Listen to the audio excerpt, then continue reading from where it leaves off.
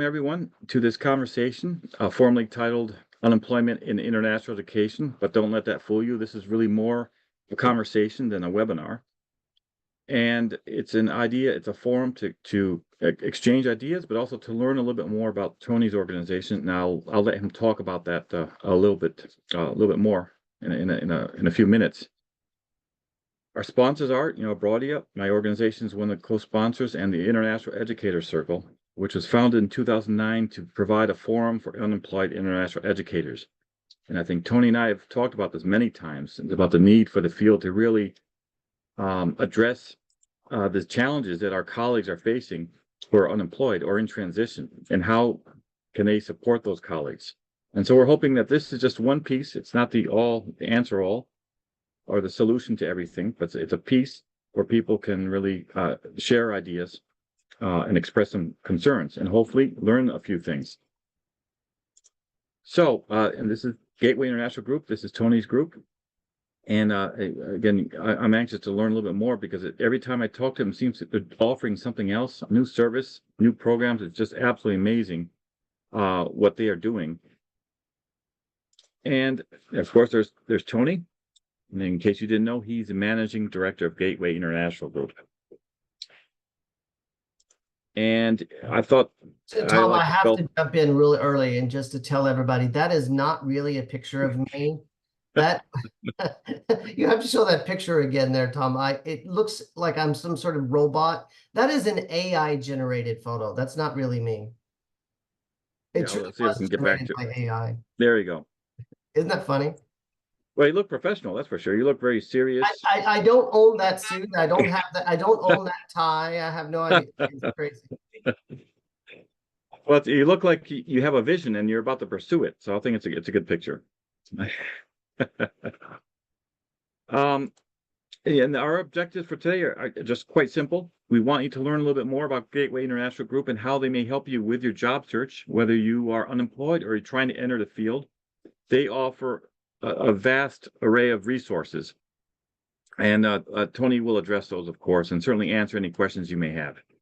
But more importantly, too, is this is a forum where you can share your ideas, certainly if any frustrations. What is it that you think are your biggest challenges to remaining connected to the field, to gaining employment?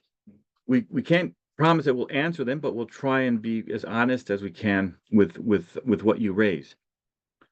And in this next quote, in 2015, I had done a very informal survey of unemployed international educators, and as you can see, this was one of the more diplomatic answers, to be honest with you. Some of the people who filled out the survey were angry, to be quite honest with you. But this woman captured the sentiment that many people feel, as they feel abandoned, or they just or feel out of the loop. They're disconnected, from the field. And there's, certainly with the high cost of some of these conferences, it's very prohibitive. It's very difficult for people to remain connected to the field. So I thought I'd include that in here. Well, whoops, I'm a little ahead of myself. I'm good, but I'm not that good. But anyway, without further ado, I'd like to introduce Dr. Anthony Ogden, and you may know him as Tony, Managing Director of Gateway International Group. Tony, thank you very much for joining us. Well, Tom, it's always good to be with you, and everybody, good afternoon, good morning, wherever you may be. Thank you so much for making time.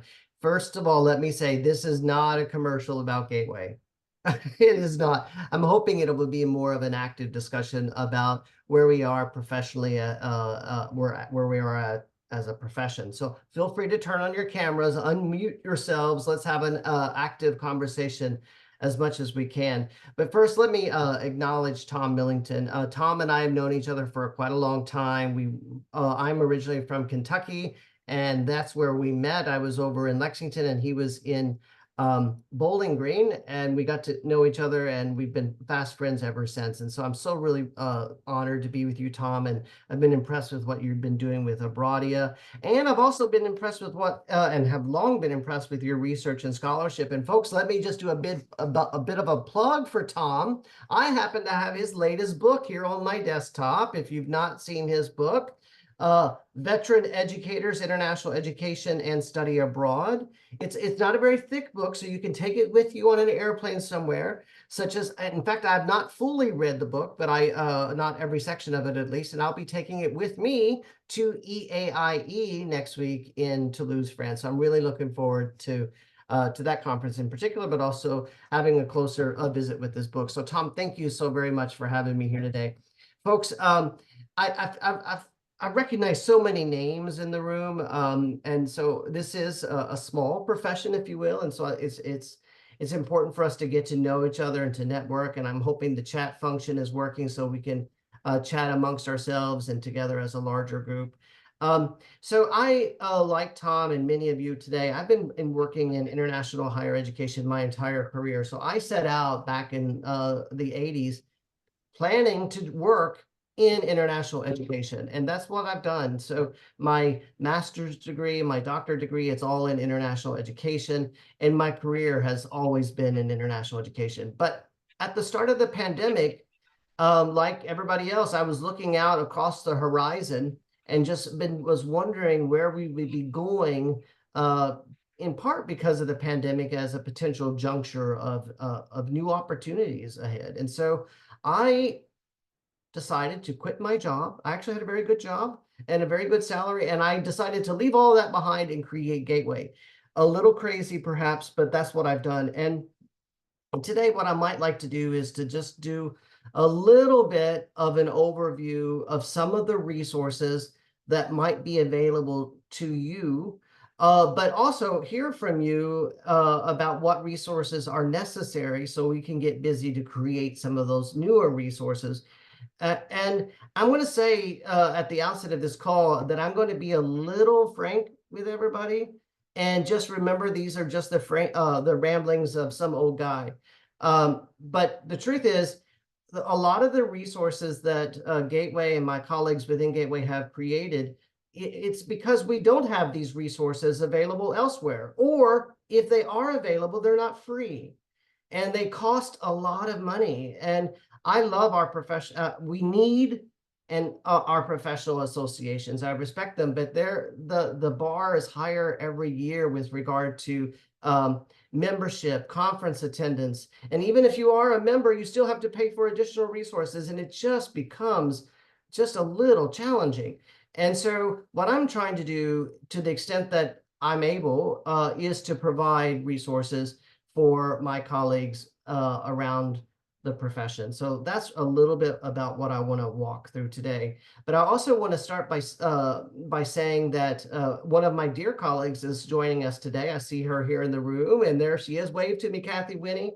This, everybody, if you don't know Kathy Winnie, you really ought to. She's just fantastic. She's been in this profession, primarily in education abroad, for many, many years. She and I work very closely together. And in fact, you might notice her background. She's with one of our units called Gateway Executive Search. So she's one of our senior search consultants. So if ever you're applying for a job that's being run by Gateway in particular, or any search firm for that matter, you might want to speak with Kathy and talk about applying for roles that are being facilitated by external search firms.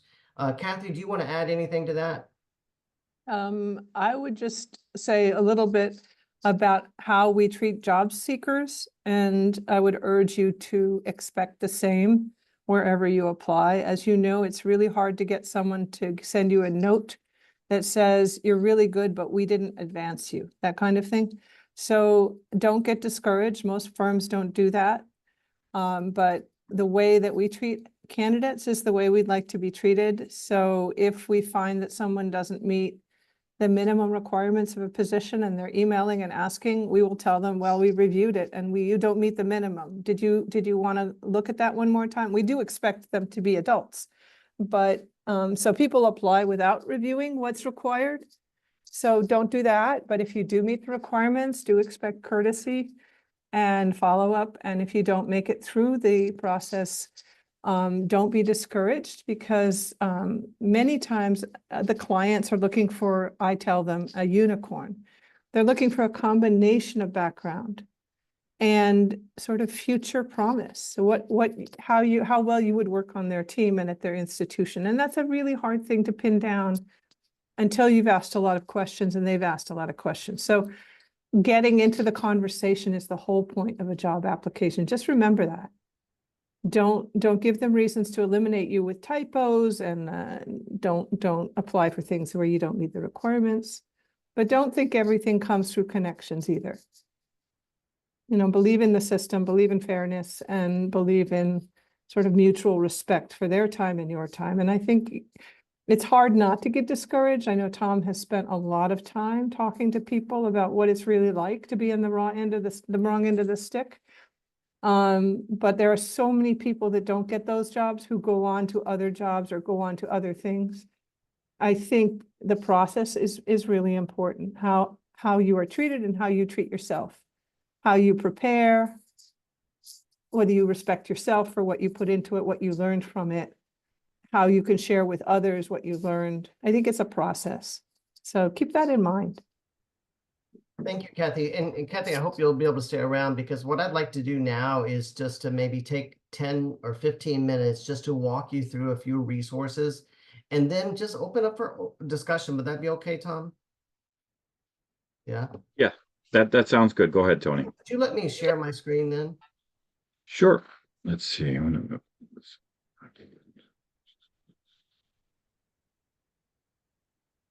Okay, maybe I think you need to stop sharing first.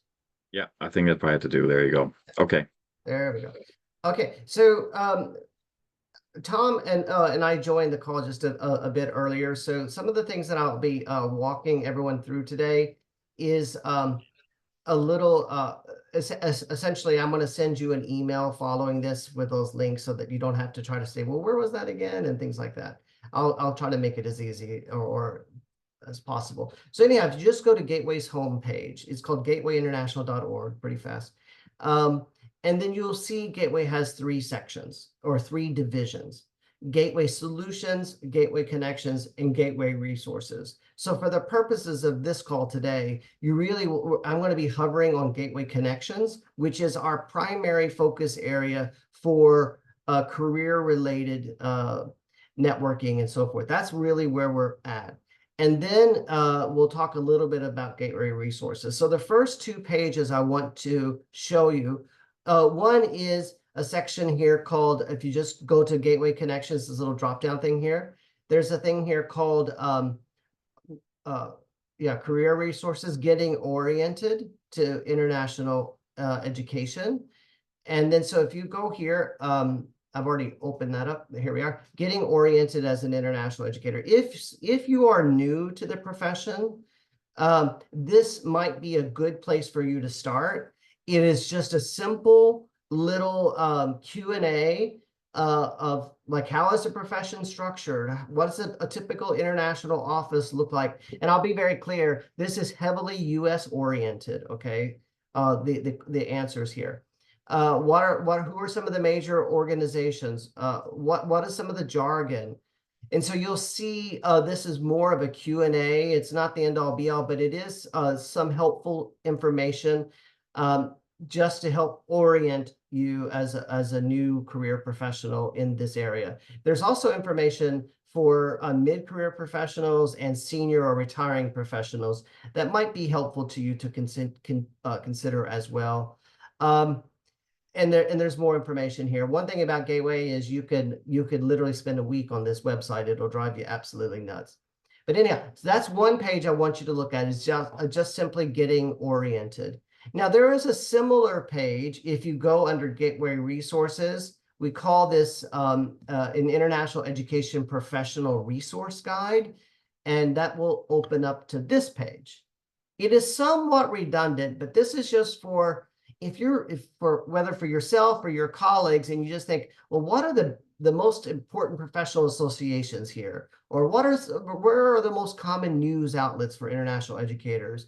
What are the most common journals, things like that? You can just click onto one of these and say, like, boom, you can click here, and here are some of the graduate education programs, for example, in international education. We don't purport that this is all or everything, but this is just a start for folks. And if you see if you take time and look at these resources later, if you see things that are missing, please let me know, and so we can add them. We try to keep this as fresh and current as possible. For example, here, the Global Leadership League, that is a really strong and important organization, primarily oriented, initially at least, for women in international education, but now that's expanded a little, much more broadly than that. But still a very important networking organization. There are so many more here. So look at those two things. I think that will be a good place to start. But now let's transition a little bit. If you are actively looking for a new job, then we have tried to create a jobs board.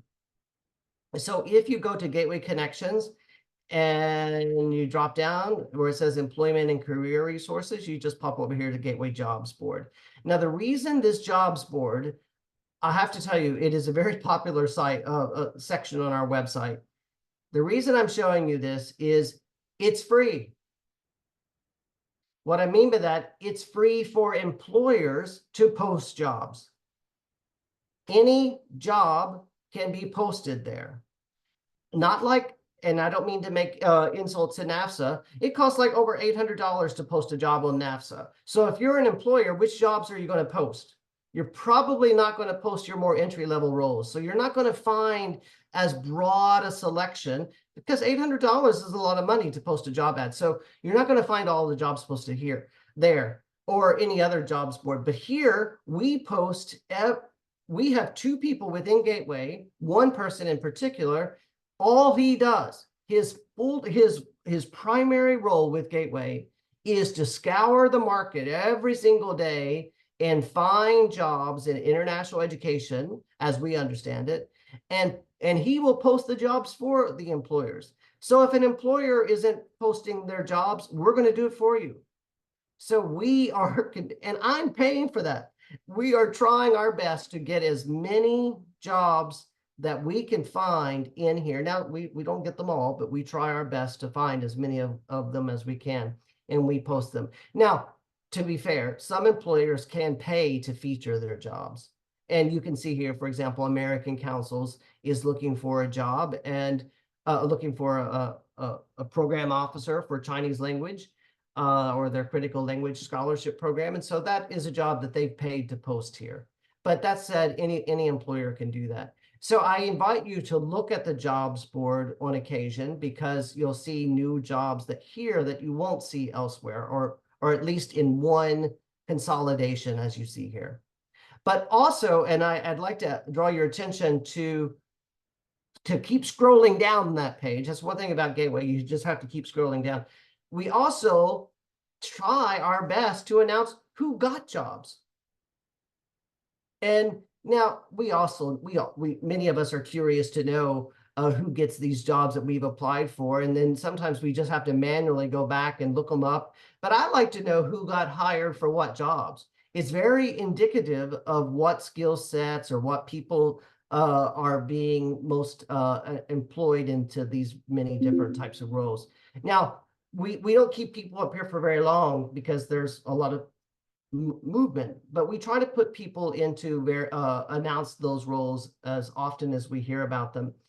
And of course, sometimes we miss some of them, right? Because this is all just word of mouth. So we ask people to notify us too if they have been announced. And this is important for those of you, with a curiosity aside, that might be interested in seeing who got roles that maybe you applied for. And then if you continue to scroll down, we even have other jobs boards that you might want to look at. So if you're new to this profession and you're not quite sure where to apply, there are a lot of good places to do so. You can look at NAFSA, of course, or the PI jobs, or Inside Higher Ed, or Higher Ed Jobs, even better. The Forum has a jobs board, and a lot of other associations have public-facing jobs boards as well.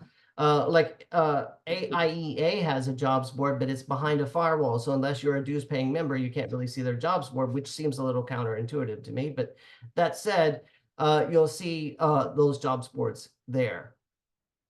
And those resources I showed you a moment ago, they're both here. Now, the jobs board is really great because you can just literally go to a website and you can open it up and there you can see jobs. But we've done something a little better than that. And Tom, you haven't seen this, so let me show you. If you scroll down, you'll see this orange banner. It's located elsewhere on our website too, but it's called Create Your Own Profile. Essentially, anybody, whether you're currently looking for a job or just simply want to be notified of opportunities as they come around, you can click here, or you can just go to quick links and drop down and hit what we call job candidate database. And it will open up something. Well, let me log out real fast. Anyhow, let me log out. I'm sorry, I'm already logged in. So it'll open up a page that looks something like this, and you could register for this, what we call a candidate database. And once you log in, you can see I've got my personal email there and I've got it all set up. So you can log in, and then what it will ask you to do, there's another AI generated photo, by the way. You can log in and you can fill in this information. And then it takes a little time. It takes a good 20 minutes, I would think, to fill in this information. But what's very important is it's all searchable. Now, it's not, the search function is not open to the public, but it's open to Gateway. So for example, Kathy right now is running a search for the University of Rochester. We'll go into our database and we will look for people who we think would be good candidates for that job. But more importantly for you, when you get to my profile, you're going to be taken to a section in the process that says, indicate what kind of job you're looking for. Now, I've just indicated everything for me, but that said, you can say, no, I'm only looking for education abroad jobs, or I'm only looking for SIO jobs, or I'm only looking for director level jobs. You can put whatever you want. And then what we'll do is it will then create a personalized dashboard for you. And here, this is mine. So it says, hello, Anthony. And it will filter jobs based on your criteria. So for example, if you're looking for a temporary job or a remote job or whatever it might be, you can fill that in, and this will automatically populate for you. And the next, soon, this is in development, we will then automatically, once a week, send you a job alert that's personalized for you. It will say, hello, Anthony, here are the jobs that came out this week that meet your criteria. And the best thing is, folks, it's totally free. It's totally free. You don't have to pay for this. It is another tool, I think a very good tool, because it does the fine tuning for you. And if you notice very closely here, I know it's hard to see sometimes, like for example, this job meets 80% of my criteria, this job at Rochester. But it's kind of make-believe because my profile has everything checked. But that said, it will tell you what percentage things meet your criteria. What do you think, Tom? I think it's excellent. I think it's a wide range of resources. You know, I wish this was around when I was looking for a job, because this is just, it really covers all the bases, as they say. It's just it takes a lot of the small work out of this, so you can concentrate on the big picture. I think it's excellent. Well, as we know, looking for a job is a job.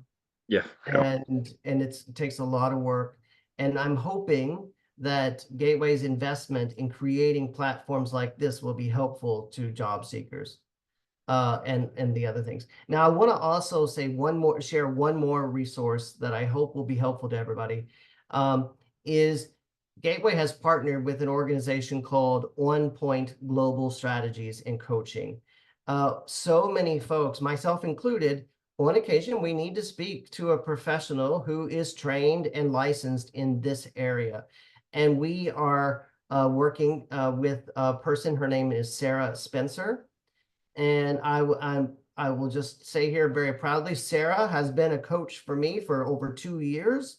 I think the world of her. And so I asked her to allow me to refer folks from Gateway over to her. And she said, well, of course. And I said, but you've got to give them a first meeting for free. And she said yes. So if you have a lot of questions about your own personal career path, I would encourage you, you can just go to the website, and again, I'll share this link, and you just fill this in, or you can contact her in any other way. It doesn't matter. And then she will set up a meeting with you, and then she will work with you on your own career transition. There are many more things that I could show you related to careers, but I don't want to just talk, and I promise this wouldn't be a commercial. So let me stop there for a moment and open it up first to questions about anything I showed you, or any clarifications about anything I just shared. Yeah, Tony, we have one question here from Katie. Well, I'll read it to you. It just says, before I forget the question, as far as applying to something that you meet the minimum qualifications for, and that organizations are looking for unicorns, I only apply to positions in which I meet the minimum qualifications. I get a fair amount of interviews, but I'm a unicorn myself. For example, my experiences straddle study abroad and international student services. I did the Gateway Leadership Institute and NASA trainings, and have been trying to work in IE stateside since graduating as an international doctoral student on a Fulbright from Mexican institution in 2009. I've worked with Sarah Spencer on job coaching. She keeps saying to lean in and apply even when we're not 100% qualified. I have done everything I can think of, but I think we need guidance on how successfully to apply and land a job when we haven't had a traditional path and applications are increasingly competitive. You know, I think that's a really important question, Katie. Thank you. Let me, I'm going to ask Kathy to weigh in, but I want to just say one thing is what I am observing, for what it's worth, is this profession is still in flux. We knew it was after the pandemic, but now I see it still in flux. But it's more in flux, I think, in the entry associate level roles, more so. And it's more of a bit of a migration away from these roles. And I'm not surprised, because a lot of these universities, at least here in the States, they're saying, here's a job for $42,000. We require a master's degree and 10 years of experience. I want to say kiss my ass over that. But that's, Yeah, it says entry level, and then you look at the list of like even minimum qualifications, but then preferred qualifications, and you're like, this is not entry level. And then like you know, like mid-career, but even then it's like, okay, so on the one hand they say I'm overqualified, right? But then they're asking for all this stuff too. So I don't see where the entry is. it is a bit nonsense. There's no doubt about it. But I also note, you know, what was interesting, Katie, for me in my career, I've been doing this work now for over almost 35 years now, is that earlier on, there were always just 3 levels. Advisor, assistant director, director type of thing, is this pyramid. But now we've seen, thankfully, over the last couple of decades, much more specialization. And like like in finance or marketing or health and safety, whatever it might be, we're seeing more and more specialization. And I think that's kind of great. So we've long left the days of generalists behind. But now we need to make sure we have those specialist skills. And I see a lot of job applications where people are really great international educators, but they're not really, they don't have that, they're not T-shaped enough for the jobs they're applying for. And what I mean by that, they have a lot of that horizontal, but not that detailed in expertise that I think is necessary for the jobs. But Kathy, why don't you fill in that? Well, I'm not going to be able to fill in your comment because I'm still trying to figure out what you mean, but the T-shaped thing. We're good friends. I wanted to comment on the I'm 100% qualified and I'm still not. It was something like that you said, Katie, right? Sorry, no, that's not what I said at all. It's just that Sarah Spencer is talking about leaning in and how women like tend to think that they need to be 100% qualified before applying. Okay. And so like, I mean, I don't think I'm 100% qualified. I don't think anyone is 100% qualified. So yeah, so the unicorn comment was just, I was mocking, you know, a staff of 20 who were saying they wanted this and then they wanted that. And by the way, they also wanted that and they also wanted this. And I said, you guys are looking for a unicorn. And they turned around and said, the last hire for an associate director in our office, we got a unicorn. And they reintroduced us to the unicorn that they had just hired. They're just very happy with who they hired. I can guarantee you that she was not a unicorn on paper. That everything has to do with the conversation that got her into the interviews. So that conversation starts with a clean resume, succinct and very, very well carefully crafted letter that addresses the strengths you bring and the fit you have to the position. That's a really hard letter to write. Now, that is also a possibility to say, I am not perhaps your most advanced candidate in X, Y, or Z. However, I have worked closely with colleagues, or you can say something about that area. You know what I mean? Your letter and your resume are gonna raise questions. And you're not there to answer the question and say, no, I can take care of that. So your letter has to sort of, it doesn't have to bring up weaknesses, but it has to address the fit, your fit to the job in a way that says, we want to have that conversation with this person because they understand the job. They understand our university. They understand kind of the landscape of IE. So let's have a conversation because they're learning. A lot of these search committees are learning about IE. They're not always. That's why they bring Gateway Search in, is that they don't always know exactly how to get what they're looking for. They don't know how to articulate it. They don't know sometimes what a leadership position looks like. So we work a lot with them on, what kind of position they really need versus what they thought they needed. We take the HR one and we pull it apart, we put it back together. And also then we have to deal with what is a good candidate going to say, this isn't for me. Why are they going to say that? Is it the location? Is it the salary? Is it the title? Is it the possibilities for advancement? So on their end, they've got their insecurities too. So they need to address those if you make it into the interview, but you need to address the questions that your candidacy. So no, what I'm Raise. saying actually is that I do get quite a number of interviews, and it's like in the interview, and I think you're right. Like I think you raise a really good point that sometimes the people doing the interview are not exactly sure, like what they're looking for either. And so, Yep. I know that that was kind of what I was working on with Sarah was just, like interview prep and trying to figure out, what how to guide the interview, right? And answer in the way that will make them realize even like what they want. But I think that in terms of like recommendations, for Gateway or for events like this and stuff like that, I feel like for example, right now I work in community outreach for the College of Public Health because I'm coming from public health. So I've been, trying to transition for a really long time. But I have to work. And so like one of the things like I've been working on like workforce development, and one of the things we did was like for the county health department, we had like a hiring panel, and they were like, these are the entry-level job titles that you might want to look for, right? And these are the kinds of things, and this is our interview process, and this is what like the job coaching is great. I think it's really great for like personalized, like individual help because everyone's case is different. But some of these like general things as far as the organizations and what they're looking for, I think you guys could do something similar. Yeah, it would be really Because hard to do. They're all different.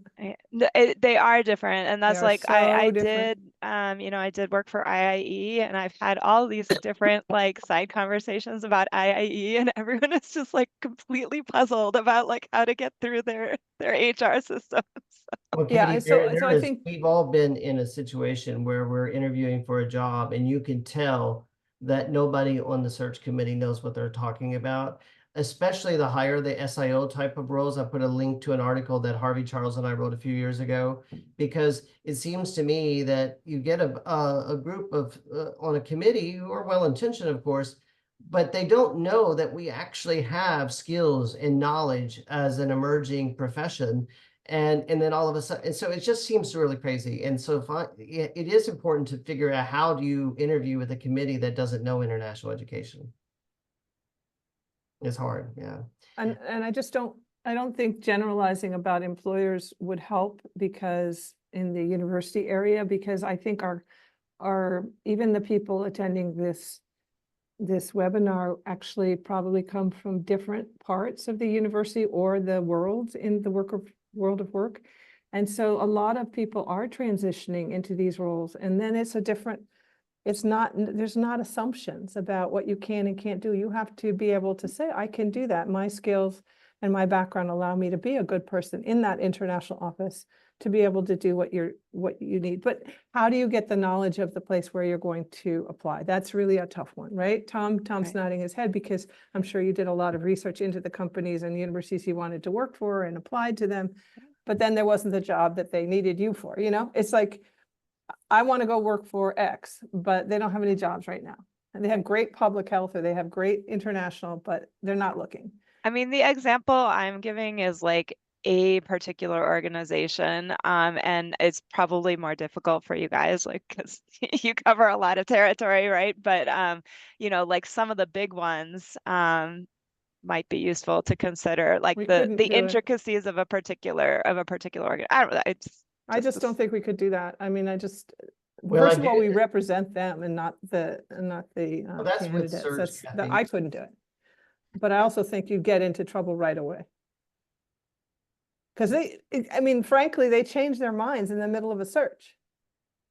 So that's the level we work at, but our job is to bring them the people to bring the conversation up, right? So it really is about conversations. It's about being able to talk about your profession, talk about your experience, and be able to have a conversation that is teaching on both sides. Hopefully it's not a negative conversation, but it's a learning conversation for both sides. Tony, we have a question here from Gustavo Camargo. He asks, are these positions validated with the employers? I ask because we are facing a lot of ghost listing in job searches. Well, when we post a job for an employer on our jobs board, we always let them, to the extent that we can notify somebody, we let them know that we posted the job for them. Keeping in mind, oftentimes the people who are posting jobs or coordinating jobs are in HR offices, and they're not necessarily coming from the international office, but we let them know, whoever we can, we let them know that we're posting the job, and then we invite them to explore other resources. Some of the resources I shared with you, we share with them as well. And then, but also when you click on any of the little tiles I was just showing you there, you'll see that they all go out directly to the job portal, we don't have an application portal for these jobs because they're not our jobs, we're just posting them. So it links directly to where the job is being advertised. So theoretically, then there should not be any ghost hiring. We also put, unless the job has an expiration date or an apply by date rather, then we only allow it up there for 1 month. So then they go away. So right now, at least on our jobs board, there are a lot of jobs on there, and they're all currently active, at least to their own specifications. So there shouldn't be any ghost jobs there. But I know what you mean about that, especially if you go to some of those massive job portals like LinkedIn and whatever things, you never know quite what they are. But here, these are all manually vetted jobs. There's nothing that we're not scraping the internet, so to speak, and automatic. This is not automatic. Somebody is behind it looking at every job before it gets posted. Tony, we have a comment here from Amanda Traggart. She writes, I'd love to hear advice for early career IE professionals. I have 8 years in higher ed, but got my MA and started an IE role in February 2020. It made for a really rough start into the field, and I mean, I didn't get the training and experience I needed. This is still hurting my resume, and I don't get responses back for jobs that are almost exactly like Ed Broad, like the Education Broad one that I left. It'd be interesting to look at your resume, Amanda. I think it is for me, what you speak to is the different pathways into this career.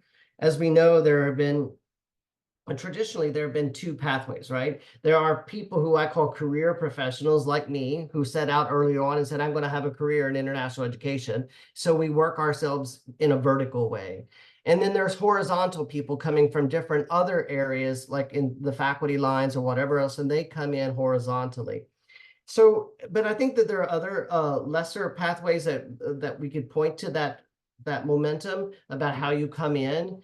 But in my career, I started out in education abroad, and I thought quite deliberately, how is the fastest way for me to jumpstart my career? And I thought, well, I'm going to work for an education abroad provider. And I did. I worked for IES abroad in Tokyo for many years.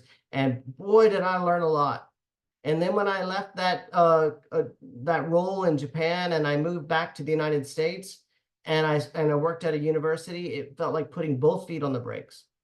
And so what that taught me is that, certain organizations out there they have to be innovative. They have to be cutting edge. They have to be one step ahead in all things. But yet we turn to the universities as for the shape and the scope and the direction of where things are headed. So I think it's very, very important to find that balance of where you are in your own trajectory and figure out what it is that you're needing in order for the jobs that you're applying for.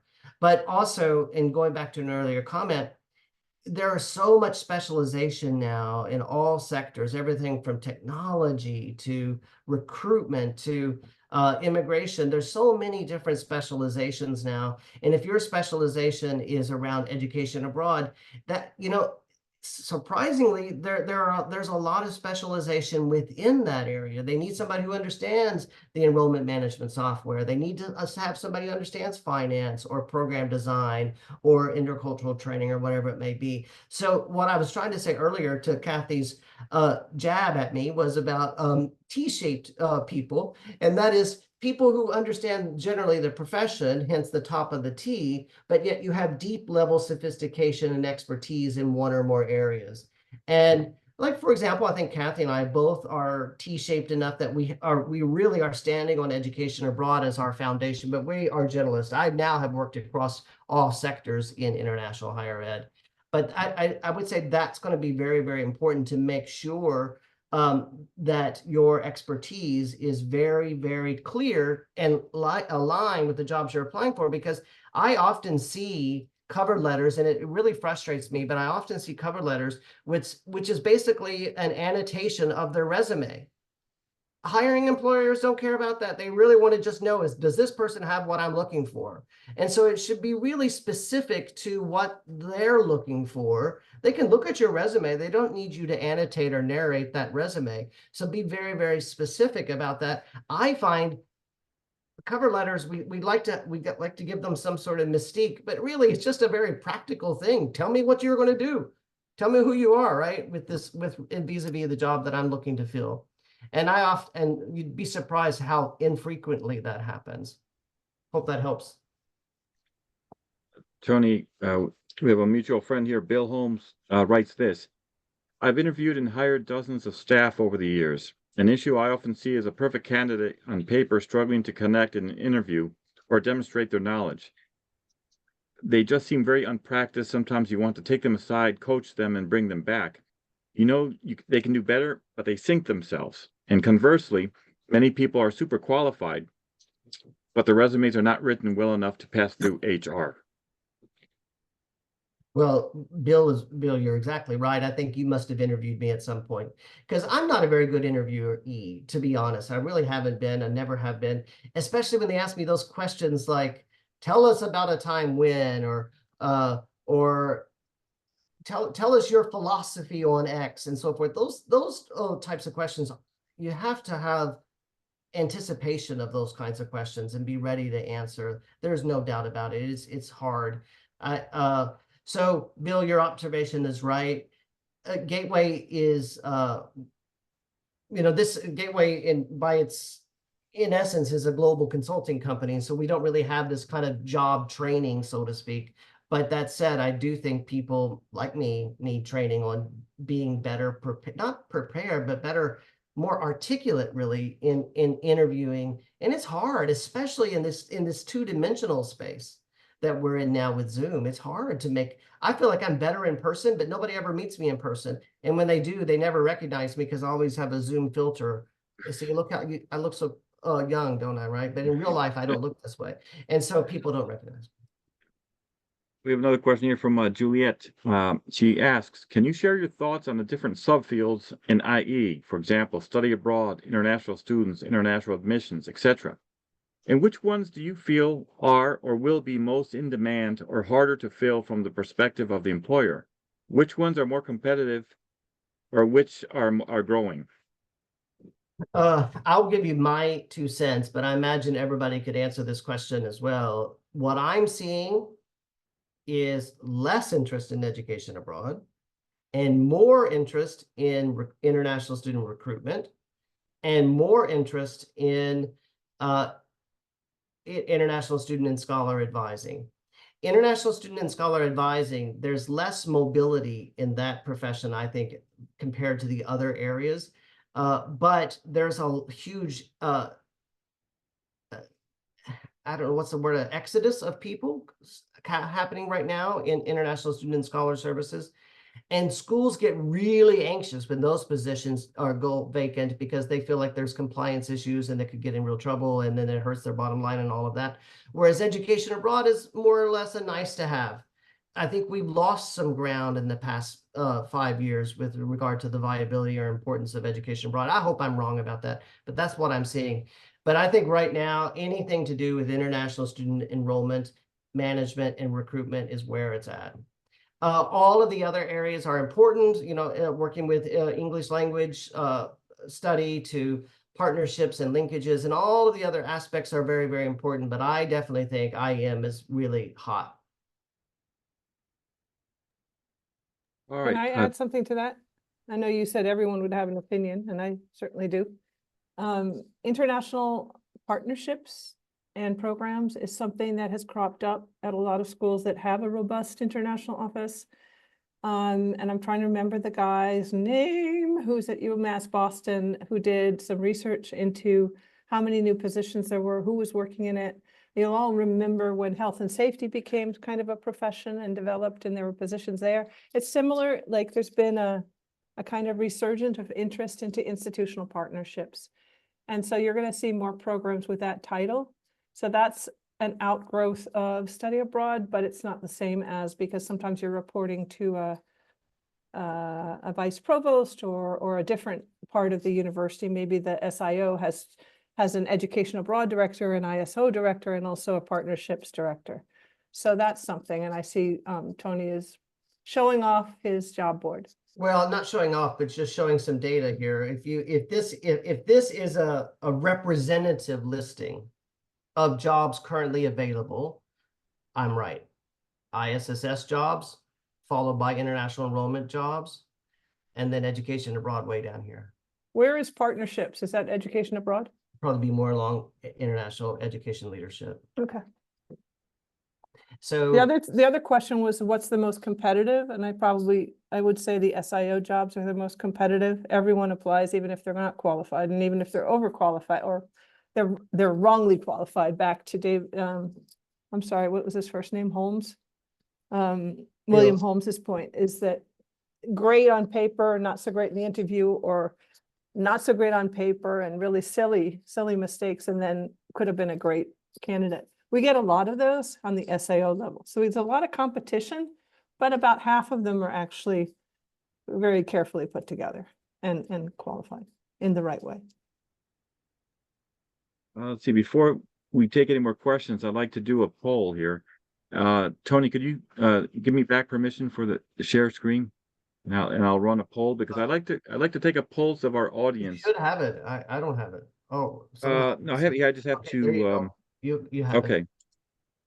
Let's see. I just have to figure out where this this thing is here. But I thought it'd be just a good idea just to see how we can just to get a pulse of everyone here in the room, and just take it from there. I for some reason cannot find the poll here. I just had it a minute ago. Let's see. Well, while you're doing that, can I answer the question that Shannon Please do. put in Yep. the chat, so you can have some time to look? Shannon Langley, I hope I pronounced that right, asked how important is it to have a doctoral degree for advanced positions, and Tony will have an opinion on that, and I have an opinion, but mine is guided by clients. So depending on the interaction with faculty and the level of leadership, it could be important, but not every SIO certainly has an advanced degree. It's just that it's becoming more common as there's more competition. It does vary by school or company, Emily. You know, this, I think, Kathy, you're right. I think Shannon's question, Emily's question, follow-up is a good question. I think in many ways, a doctorate degree is very, very important for certain roles. There's no doubt about it. Some of these jobs won't even allow, it's a minimum requirement. But I would say more important than a doctoral degree, and by the way, I have a doctoral degree in international education, so does Kathy, but I don't know that a doctoral degree has ever landed me a job, but it has helped me get jobs. But I will say more importantly, it is recognizing you're a professional. I want to give you a quick story. This was perhaps one of the most telling moments of my career for me. And I'll never forget it. This was a number of years ago. I was hired on at Michigan State University, and I was in the job for about 10 minutes, and there was a faculty senate meeting, and I was asked if I would give 10 minutes of presentation in the meeting. I made a few PowerPoint slides. I was ready to go to tell the faculty what was happening. Well, on the day of the event, I was so shocked. I walked into an auditorium, literally an auditorium with a big stage, and there on the stage stood the president, the provost, and a little chair for me. Now, I'm not a nervous person, but I was nervous. And so I get up on this stage, the president, she stands up and she walks across the stage. She owns the room. She's fantastic and just great. And then my knees started to clang together a little bit. And then the provost stands up and she is even more eloquent and just owns the room, and everybody's just really attentive. And it was brilliant. And I thought, well, hell, I'm going to have to stand up now. And so I stand up and I work my way right over to the podium, and I'm standing behind the podium, and I have my 10 minutes. That's all I had. And as soon as I opened my mouth, I noticed the faculty members standing up, going to the aisles and lining up behind microphones. And I'm looking around the room thinking, oh boy. So I make some half-hearted comments, and then the first question started coming. Every single question for the next 45 minutes was about research and scholarship on international education. Every single question. Nobody was asking me about student housing. Nobody was asking me about budgets or anything like that. They wanted to know what the research said about X, Y, or Z. And at that time, probably less so today, I was pretty attuned to the research and scholarship in international education, specifically education abroad. And I answered, fortunately, or I'd like to believe, I answered those questions with, I think, with a solid base of being informed and knowledgeable about what our profession is. I find too many, and this is my own insult, folks, and I'm so sorry to say it, but I find too many international educators do not invest in understanding what this profession is and what research and scholarship has to say, and just how it shapes and guides our profession and our work on a day-to-day. And too many people rely on anecdote and assumption, and it's just not good enough. And if you go to an interview and you don't know what the research and scholarship is, or the guiding trends, or the guiding knowledge, or the best practices, and you're just saying, I studied abroad, so therefore I want to work in a study abroad office, it's hollow. It's childish. Would you go to a doctor who's never been to medical school? I wouldn't. So I think we just have to be very, very careful to own and respect and demonstrate our profession to those that we're around, because if we don't, nobody's going to. So that's where I think our doctorate degree is important, because it gives you at least a little head start, but that's it, just a little head start. Because if I did not answer those questions well, with or without a doctorate, I would have looked silly. So that's my soapbox for today, Tom Millington. Well, thanks, Tony. I finally got the poll working, so it's going to be 4 quick questions here. If you could just answer them, and I think we should be all set here. There you go. I'm just curious to see what our audience profile is. You know, who's unemployed, okay? You know, one unemployed. Can you see the screen, Tony? I think I'm taking the poll right now. Oh, okay, okay.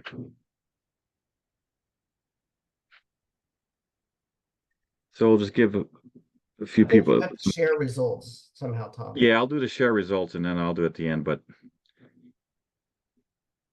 it's just a good idea just to see where our audience is coming from. Katie, since I see you there, so I understand you're employed at the moment, right? Or are you unemployed? You're on mute. I'm half-time and they're eliminating my position effective next week, and this is the second time in 2 years, and this is in public health, because like I said, I have to work, so I'm just taking whatever. So I've been eternally struggling ever since I mean, to me, this is again like a frustrating part because I really took a risk by doing my doctorate abroad, and the Right. expectation with Fulbright was that I return to my country and share what I learned. And I've just been struggling, ever since. I think it's as Tony said, each person has a different trajectory. They have a different story of how they've arrived here and where they're going. And that's why again, I'm grateful for Tony and Kathy for taking part here because I think we need to keep having these conversations. I think it's good for the soul. It's like it's just good to have this analysis and just catch our breath a little bit. I think we're going to give us another 30 seconds because we got 13 out of the 17 participants are completing this, so 14. So another 15 seconds, I think we should be okay. And then I'll share the results. And it's just so far, it's most of the people that we've seen here are unemployed or underemployed. But I'll share that in a minute. Let's see. I think okay. Just wait for one more person. I think we got 16 out of 17. There we go. Now we're all set. All right, I'm going to end the poll here and share results so you can at least see it. Can you see it now, Tony? Yes, sir. Okay. So I'll just let you give you some time just to look at that, and certainly we'll forward that to everyone along with the recording.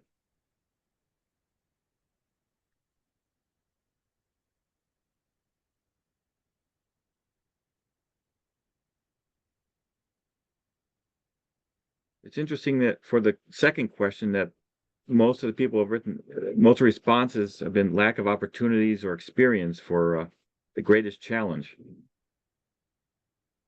And then, and of course, this was I was curious. Do you envision a long-term career in international education?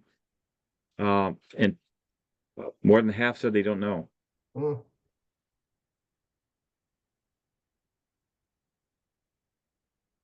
And then, of course, the last question is an open-ended text. But again, I'll forward that to everyone after we finish the session.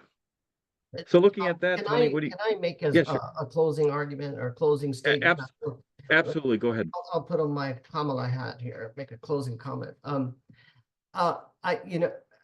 think the discussions today is very, very important. I appreciate Tom, you making this platform available, and hopefully we can continue it. I really appreciate it. There are other ways. If you're underemployed right now, how do you get noticed if you don't have a lot of experience, or you oftentimes, as we know, applying from a place of unemployment is harder than applying from a place with employment. I would say make sure you leverage venues where you can keep engaged. For example, a Gateway has blogs. We have various papers that we write. Write some papers. Everybody here is a professional in this space. So write some papers. Not scholar. I mean, you can do scholarly papers, but in this case, like Gateway has a platform for professional issue briefs or blog posts. Just keep yourself center of the conversation so that when you do have a job interview, you can say, well, just the other day I published a small professional piece on this very topic you're asking. Or I was just presenting at this online venue the other day. Those things don't cost money, they take time, but it gives you that little extra hook to make sure you're staying relevant and you're showing your relevance at these interviews. I find that very, very important when people refer to things that they are doing that is relevant and supportive. It makes me take a second look. So that's my thinking on that, Tom. Okay, good. I'm going to stop the poll here, but yeah, no, I think that's a great piece of advice, Tony. I think especially for the younger people here, or maybe someone who's new to the field, is certainly publish. Attend, if not the NAFSA annual conference, regional conference, but keep yourself visible and up to date. But more than anything, and I see some of this in the chat here, is support each other. I think that more than anything is just as important is supporting each other. And don't forget the informational interviews.